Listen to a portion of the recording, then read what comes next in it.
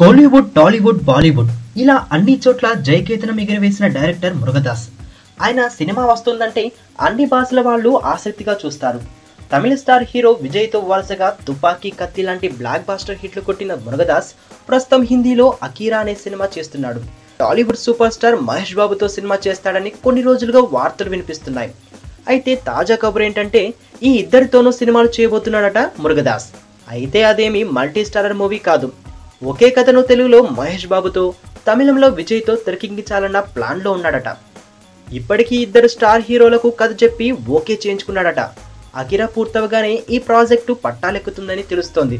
తమిళంలో ఆర్బి చౌదరి, తెలుగులో ఎన్వి ప్రసాద్ ఈ సినిమాను నిర్మిస్తారని కోలీవుడ్ వర్గాల సమాచారం. మామూలుగా గౌతమ్ మీనన్ ఇలా తెలుగు, తమిళ భాషల్లో వేరువేరు హీరోలతో ఒకే సినిమా చేస్తుంటాడు. మురుగదాస్ కూడా ఇదే బాటలో నడుస్తున్నాడిప్పుడు. ఇద్దరు హీరోలు సూపర్ స్టార్లే కావడం, మురుగదాస్ కూడా దర్శకుల్లో సూపర్ స్టార్ కావడంతో ఈ కాంబినేషన్లో వచ్చే సినిమాపై అంచనాలు ఆకాశాన్ని అంటడంలో సందేహం లేదు.